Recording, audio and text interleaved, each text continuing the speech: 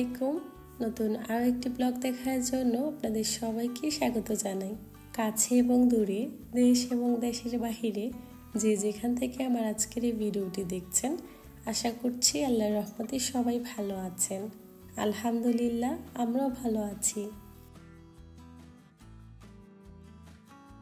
এই সিজনের মনে হয় লাস্ট আমি যে তালের পিঠা এতদিনে বানাচ্ছি, আসলে চাইলেও এখানে ওইরকমভাবে পাওয়া যায় না। কম বেশি সবারই এই তালের সিজনে তালের পিঠা বা তালের শাঁস যেটাকে বলে এগুলো বেশ খাওয়া হয়, তবে আমার আর সেই সুযোগ হয়ে ওঠে না।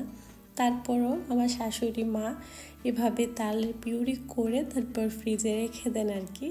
বেশ অনেকগুলো গাছ হতে বেশ ভালোই হয়েছে। বাড়ি গিয়ে দেখি যে অনেকগুলো তালের রস এভাবে ফ্রোজেন করে রেখে দিয়েছে।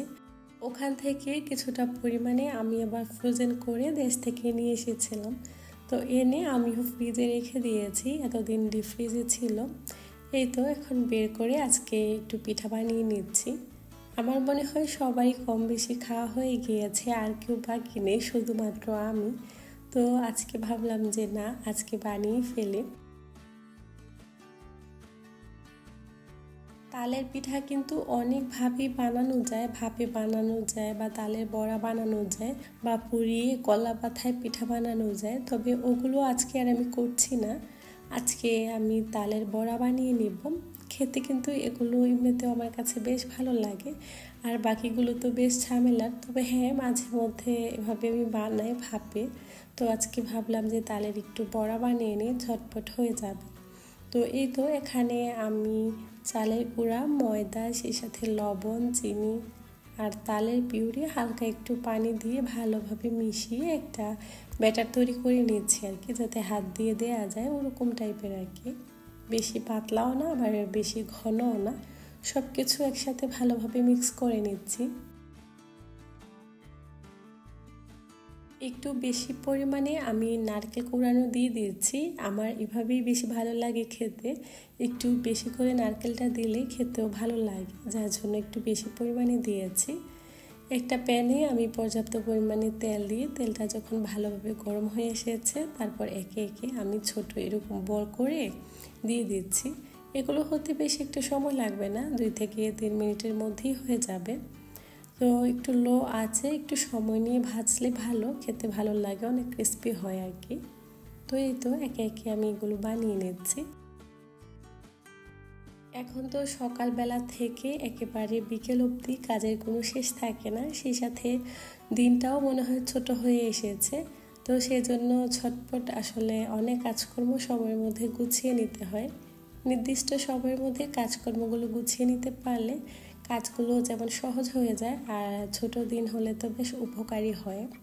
আগে তো দেখা যেত বেশ 1-1.5 ঘন্টা সময় বেশি থাকতো, এখন সময়টাও কমে এসেছে, যার কারণে দেখা যায় কি তাড়াহুড়া লেগে যায় সময়ের মধ্যে কাজগুলো গুছিয়ে না নিলে। আমার তো মনে হয় সংসারের কাজের কোনো শেষই থাকে না, সেই সকাল থেকে শুরু করে সন্ধ্যা অবধি একের পর এক ব্যস্ততা যেন বেড়েই যায়। তার মধ্যে আবার যদি দিনগুলো ছোট হয়, কাজের পরিমাণও বেড়ে যায়, সেই সাথে সময়টাও হাতে কম থাকে। কাজগুলো তো সেমই থাকে, কিন্তু সময়ের পরিমাণটা অনেকটাই কমে যায়। সেই সাথে বাসায় যদি বাচ্চারা থাকে, সব মিলিয়ে কাজকর্ম করা একটু কঠিন হয়ে যায়, তবে কিছুই করার নেই, আসলে সব কিছুই ম্যানেজ করতে হয়। একা হাতে যেহেতু সংসারের সব কাজকর্ম আমাকেই দেখতে হয়, তো আমি দেখা যায় কি নির্দিষ্ট সময়ের মধ্যে একটা সিলেক্ট করে রাখি যে আমি এই কাজগুলো গুছিয়ে নেব। তা না হলে পরে একা হাতে করতে গেলে অনেকটা ঝামেলা হয়ে যায়, ওই সময়ের কাজ সময়ে করা হয় না আর কি, অলসতা চলে আসে। তো এই কাজটা আমি কখনোই করি না, তবে হ্যাঁ চেষ্টা করে যাই আর কি, যতটুকু সম্ভব ততটুকুই করতে পারি। তবে হ্যাঁ, ঘর তো ঘরই হয়, ঘর কোনো 5 স্টার হোটেল না যে সব সময় গোছানো পরিপাটি একেবারে থাকবে। ওই যে দেখা যায় না হোটেলে গেলে যে খাটগুলো এত সুন্দরভাবে গোছানো থাকে, বিছানার চাদরগুলো মানে একটা ভাঁজও পড়ে থাকে না, কিন্তু ঘর এরকম কখনোই হয় না। ঘর এলোমেলো হবে, অগোছালো থাকবে, এটাই স্বাভাবিক, আর এটাই হয়ে থাকে সব সময়। তো চেষ্টা করি আসলে যতটা সম্ভব গোছানো। আমারও সিঙ্কে বাসন থালা পড়ে থাকে, দেখা যায় কি সোফার উপরে অনেক সময় কাপড় চোপড় ধুয়ে এনে এখানেই রেখে দিই, সময় করে একটু গুছিয়ে নিই। এরকম এলোমেলো হওয়াটাই খুবই স্বাভাবিক, আমার মনে হয় কম বেশি সবার বাসায় এরকম হয়। আর ভিডিওতে যতটুকু আপনারা দেখেন এর বাইরে কিন্তু অনেক কাজকর্মই থাকে যেগুলো আসলে সময় মতো গুছাতে হয়। আর যখন ভিডিও করি তখন কিন্তু সময়ের পরিমাণটা অনেকটাই বেশি লাগে কাজকর্ম গোছাতে আর কি। তারপরও যাই হোক, কাজকর্ম তো আর থেমে নেই, কোনো না কোনোভাবেই কাজকর্ম হয়েই যাচ্ছে বা সংসারের কাজকর্ম গোছানো হয়ে যায়। তো ওই আর কি, আসলে আমরা যারা গৃহিণীরা আছি তারা বুঝতে পারি যে একটা সংসারে কত কাজকর্ম থাকে, যতই করি না কেন শেষ হতে চায় না, একের পর এক যেন ব্যস্ততা বেড়েই থাকে। তো যাই হোক, এখানে আমি কথা বলতে বলতে তালের বড়াগুলো বানিয়ে নিয়েছিলাম, খুব ভালো হয়েছিল, খেতেও বেশ মজা লেগেছিল। তো এগুলো বানিয়ে এখন চুলার উপরে চারপাশে মোটামুটি বেশ তেল পড়েছিল, তো ভাবলাম যে এগুলো মুছে ক্লিন করে দিই, তা না হলে রান্নাবান্না করতে আসলে এই তেলগুলো থাকলে তখন আবার পুরো চুলাটাই তেল চিটচিটে হয়ে যাবে, দেখতেও ভালো লাগবে না আর আমিও শান্তি পাবো না। যার জন্য প্রথমেই আমি রান্নাঘরটাকে খুব ভালোভাবে পরিষ্কার করে নিয়েছি। এই যে কাজগুলো করছি এগুলো কিন্তু আমার প্রতিদিনের রুটিন হয়ে গিয়েছে, মানে এই কাজগুলো আমার করতেই হয়। জানি না এতক্ষণ অবধি ধৈর্য সহকারে আপনারা আমার ভিডিওটা দেখছেন কিনা বা দেখবেন কিনা। যদি ভিডিওটা দেখে থাকেন আর ভিডিওর কোথাও কোনো অংশ ভালো লেগে যায় তো আপনি চাইলে ভিডিওতে ছোট্ট করে একটা লাইক দিতে পারেন। আর যারা আমার চ্যানেলে নতুন, আজকে প্রথম ভিজিট করছেন, ভিডিওটা দেখে যদি ভালো লেগে যায় তো চাইলে আপনি চ্যানেলটিকে সাবস্ক্রাইব করে নিতে পারেন। যারা অলরেডি এই কাজটি করে নিয়েছেন আপনাদের সবাইকে অসংখ্য ধন্যবাদ। আপনাদের এত সুন্দর সুন্দর কমেন্ট, সেই সাথে সাপোর্ট আমার খুবই ভালো লাগে। সেই অনুপ্রেরণা থেকেই কিন্তু আমি মাঝে মধ্যে ভিডিওগুলো বানাই শুধুমাত্র আপনাদের জন্য। জানি না আপনাদের কাছে কেমন লাগে, অবশ্যই আমাকে কমেন্ট করে জানাবেন। মানুষ মাত্রই ভুল, যদি ভিডিওর মধ্যে কোথাও কোনো অংশ ভুল হয়ে থাকে বা আপনাদের কাছে খারাপ লেগে থাকে তো প্লিজ ক্ষমা সুন্দর দৃষ্টিতে দেখবেন। তো একটা মানুষ কখনো আসলে পারফেক্ট হতে পারে না। আশা করছি আমার ভালো মন্দ দুটোকে মিলিয়ে আপনারা আমাকে সাপোর্ট করবেন, ভালোবাসা দিয়ে যাবেন, এইটুকু আশা করছি, বাকিটা আল্লাহ ভরসা।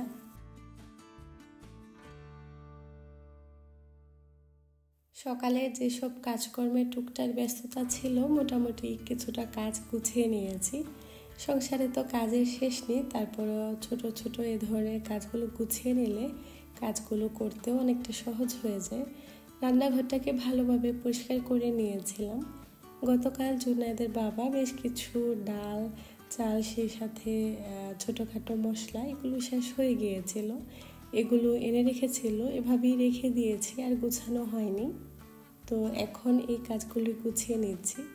আসলে এই কাজগুলো করতে বেশ সময় মোটামুটি ভালোই ব্যয় হয়।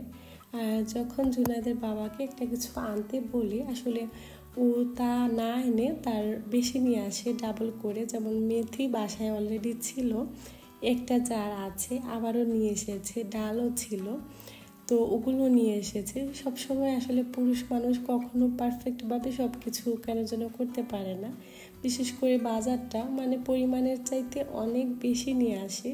আমাকে জিজ্ঞাসা করে না যে জিনিসটা আছে কি না, মানে সব সময় বেশি একেবারে নিয়ে আসবেই। যখন আমি নিজেও বলি যে বাসায় আছে এত বেশি এনো না, তারপরও নিয়ে আসে। মানে যে দেখে বাসায় যখন আসে আমি বলি যে এগুলো তো ছিল, কেন এনেছো, বললে যে থাক রেখে দাও, পরে চালিয়ে নেবে। তো এরকম বলে আসলে দেখে যে সামনে তো নিয়ে আসে আর কি, মনে করে যে বাসায় যদি আবার শেষ হয়ে যায় জিনিসপত্র। তো যাই হোক, রান্নাঘরের কাজ মোটামুটি গুছিয়ে নিয়েছি। আচ্ছা, আজকে না আমার রান্না বান্না নেই, গতকাল রাতে রান্না করে নিয়েছিলাম একটু মুরগির মাংস, সেই সাথে ডাল, এটা দিয়ে আমাদের দুপুরের মোটামুটি হয়ে যাবে। তো রান্নাবান্নার ঝামেলা না থাকলে ওই দিন আমি ঘরের অন্যান্য কাজগুলো গুছিয়ে নিই আর কি। তো বেশ কিছু কাপড় চেয়ারে ছিল যেগুলো গত বিকেলে এনে রেখেছিলাম, এখন এগুলো টুকটাক করে গুছিয়ে নিচ্ছি। বাচ্চাদের কাপড় আসলে প্রতিদিনই ধুতে হয়, আর গরম যেহেতু শেষ, শীতকালে এমনিতেও বাচ্চাদের কাপড়ের পরিমাণটা একটু বেশি লাগে।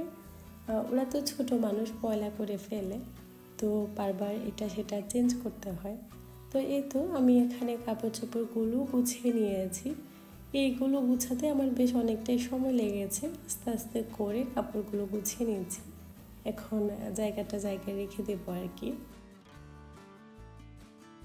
সংসারটা ছোট হোক বা বড়, প্রতিটা সংসারে কিন্তু কাজের শেষ থাকে না। আমরা যারা গৃহিণীরা আছি তারা কিন্তু খুব ভালোভাবেই এটা উপলব্ধি করতে পারি। বাহিরে কাজকর্ম করেও কিন্তু অতটা কষ্ট হয় না একটা বাসায় একটা মা যতটা পরিশ্রম করে নিজের সংসারের জন্য। আর প্রতিটা কাজ কিন্তু অনেক বেশি ভালো লাগা, ভালোবাসা থেকে করে থাকে। এই যে কাজগুলো করছি এগুলো কিন্তু নিজের ভালো লাগা থেকে বা খুব মন থেকে করে নিচ্ছি। যতটুকুই করছি সব কিছুতে আছে নিঃস্বার্থ ভালোবাসা, একরাশ আবেগ আর একটা গৃহিণীর অক্লান্ত পরিশ্রম, যেটাতে নেই কোনো স্বার্থ। আমরা যারা মায়েরা আছি সারা দিন সংসারের জন্য কতই না পরিশ্রম করি নিজের সন্তানদের জন্য। তারপরও মনে হয় দিন শেষে তাদেরকে ভালোভাবে দেখলে বা তাদের পছন্দের খাবার বানালে, তাদেরকে খেতে দেখলে মনে হয় নিজের মনের মধ্যে একটা অন্যরকম শান্তি কাজ করে, যে শান্তির কাছে দুনিয়ার সব শান্তি, ভালো লাগা, ভালোবাসা তুচ্ছ মনে হয়। তা না হলে একটা গৃহিণী সারাদিন এত পরিশ্রম করার পরেও এভাবে ভালো থাকতে পারতো না। নিজের সন্তানের মুখের দিকে তাকিয়ে কতই না কষ্ট করে, তারপরও মুখে একরাশ হাসি নিয়ে নিজের সংসারের কাজগুলো অনায়াসে করে যায়। আসলে এটাই ভালো লাগা, এটাই ভালোবাসা। মনের শান্তি না দুনিয়াতে সব থেকে বড়। আপনি যখন কোনো কাজ করে মন থেকে শান্তি পাবেন সেটাই করা উচিত।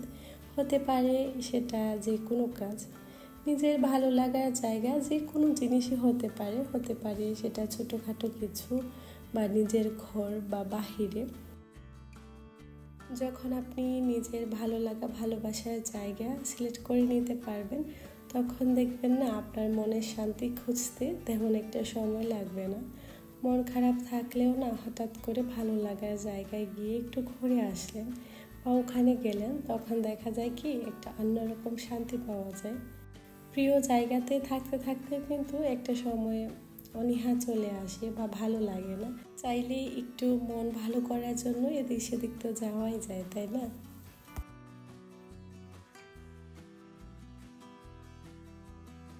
আচ্ছা, অনেক দিন পর না আমি এখানে কাঁঠাল পেয়েছি। এর আগেও পেতাম, তবে বাঙালি দোকানগুলো থেকে জুনাইদের বাবা প্রায় সময় আনতো। এটা কিন্তু ওমানি কাঁঠাল, একেবারে ফ্রেশ, গাছ থেকে পেড়ে ভাইয়াটা দিয়েছে। ওনার কন্ট্যাক্ট আমি ফেসবুক থেকে পেয়েছিলাম আর কি। তো অনেক আগে, তো ওনাকে বলেছিলাম, তো উনি পাঠিয়েছিলেন আর কি। তো এটা আনার পর এত বেশি এক্সাইটেড ছিলাম সবাই, আর ভাইয়াটাও বলেছিল এটা নাকি পেকে গিয়েছিল। তো বাসায় এনে সাথে সাথে আমরা এটাকে কেটে ফেলি, পরে দেখতেছি যে এত কাঁচা, খাওয়াই যাবে না। তো আমি এবার বাসায় 2 দিন রেখে দিয়েছিলাম। এখন হালকা কিছুটা পেকেছে আর কি, ওই যে কচকচা টাইপের থাকে ওরকম। এগুলি খেতে আমার কাছে বেশ ভালো লাগে। আমি নরম কাঁঠাল একদমই খেতে পারি না। 2 দিনের মতো আমি এভাবে পলি ব্যাগে পেয়েছি, এটাকে রেখে দিয়েছিলাম। গরমের কারণে কিছুটা নরম হয়ে এসেছিল, তো পরে আস্তে আস্তে করে সবাই মিলে খেয়ে নিয়েছিলাম। বাকি কিছুটা অংশ ছিল, এটা আমি এর থেকে কিছুটা খেয়ে নিয়েছি। তবে এত বেশি যে মিষ্টি ছিল তা না, মানে মোটামুটি আর কি। ওই যে চালিয়ে নেওয়া যায়, একেবারে না পাওয়ার থেকে কিছুটা পাওয়া ভালো, তো সেটাকেই মেনে নিয়েছি আর কি। এখানে কিছু টুকটাক বাজার এনেছিল, এগুলোই আমি গুছিয়ে নিচ্ছি। প্রায় সময় আসলে এটা সেটা অনেক কিছুরই প্রয়োজন হয়, যতই বাজার করি না কেন। এখানে টুকটাক কিছু বাজার প্রয়োজন ছিল, জুনাদের বাবা গিয়ে নিয়ে এসেছে। এই তো এখানে লবণ, তারপর হচ্ছে আটা শেষ হয়ে গিয়েছিল, তারপর টুকটাক কিছু সবজি, এগুলোই নিয়ে এসেছিল। তো এগুলো এখন আমি বের করে নিচ্ছি। সব কাজগুলো একসাথে করা সম্ভব হয়ে ওঠে না, তো দেখা যায় কি কিছু কাজ যেগুলো নষ্ট হয়ে যাবে না বা 1-2 দিন থাকবে এভাবে রেখে দিই। তবে 1-2 দিনের জন্য তা রাখা হয় না, দেখা যায় 2 ঘন্টা 3 ঘন্টা বা সকালে আনলে বিকেলে গোছানো হয় আর কি। এখানে কাঁচা টমেটো পেয়েছিল, এগুলো ভাজি করে খেতে বা মাছ দিয়ে রান্না করলে কিন্তু খেতে বেশ ভালো লাগে। আগে আমার আম্মু এভাবে কাঁচা টমেটো ভাজি করতো, খেতে যে কি মজা লাগতো। ভাজি করার পর বেশ টক লাগতো, তো গরম গরম ভাত দিয়ে খেতে যে কি মজা লাগতো। তো ওই চিন্তা থেকে প্রায় সময় গেলে এরকম কাঁচা টমেটো যদি পাই নিয়ে আসি আর কি। তবে এখানকারগুলো না দেশেরগুলোর মতো ওই রকম টক হয় না, মোটামুটি আর কি। তো এই ছিল টুকটাক বাজার, সবজি, সেই সাথে কিছু ফল ফ্রুট। তো এগুলো বের করে নিয়েছিলাম, এখন আস্তে আস্তে করে এগুলো আমি গুছিয়ে ফ্রিজে রেখে দেব, যেগুলো ফ্রিজে রাখার দরকার আর কি। তো সব কিছু আস্তে আস্তে করে গুছিয়ে নিচ্ছি।